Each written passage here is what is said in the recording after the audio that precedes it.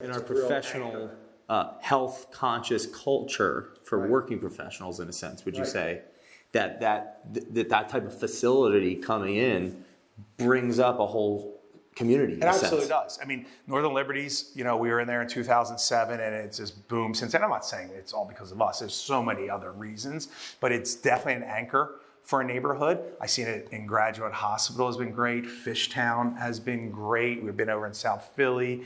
Now we're in Logan, which, it's still before the curve there because it's very corporate. But we've been doing well. Well, it's interesting. You bring that up from a culture standpoint, and I work out at your gym. And I'll say it's always very, very, very clean. The equipment's new. It's working, and it is what if you're going there to invest in that culture, in that experience, you want that and that community, like everything you're saying. It's like what you're going to get. So I'm thinking, like, as a working professional, it's very busy, all these things. The last thing that you want is to go in the gym and it's really gross and broken. Right. So you're involved, as a company, involving yourselves in communities that are developing and growing as well, and you get in there at the right time because you see that with your real estate experience, especially.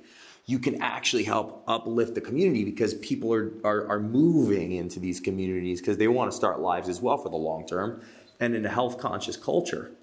Right. That's a big part of your life. It's where you're going to go work out every day. Absolutely. I don't want to go to a gym that's like completely, And what's so great when you're in there and a area is growing, they're looking for new people. It's really a microcosm of what I was looking for back then. And they always say, don't do stuff based around your experience, or you might alienate a lot of other people. But the way I look at it is my experience is like almost everybody else moving into a city. I want to meet people. I want to do things that are going to help me become more successful, and working out's one of them.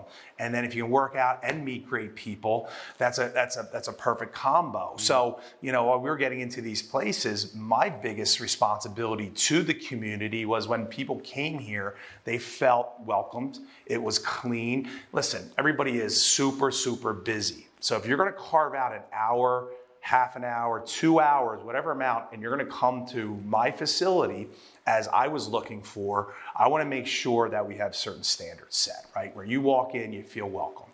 You walk in, you're going to be greeted with a smile and just a welcoming feel, and the environment feels a certain way where you feel like, hey, I can let all that other crap that's happened during the day away. This is my time in my place that's comfortable to me.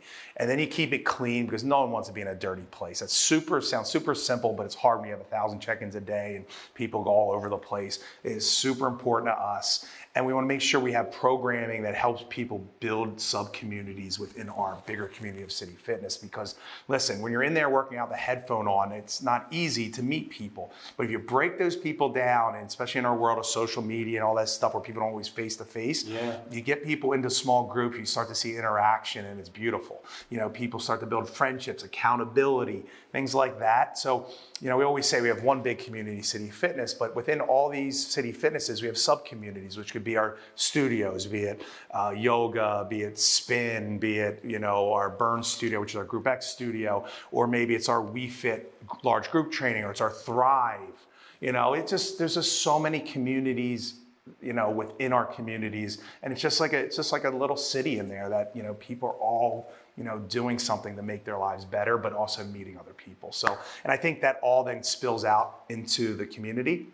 And we've seen it happen in Philadelphia. I mean, one of the biggest things that really used to irk me and became one of my crying calls was very early on when I opened up my first gym and I went to my first URSA, which is like this huge international health club conference. Oh, yeah, Equipment Expo. Yeah, it's huge. And people around the world come there. And I remember saying, people are like, oh, so where do you do? Where are you from? Like, I own a gym in Philadelphia. And they laughed at me and go, oh, you're doing a good job because you're basically been rated one of the fattest cities in the country forever. And I just remember being like, screw you, you don't live in Philadelphia.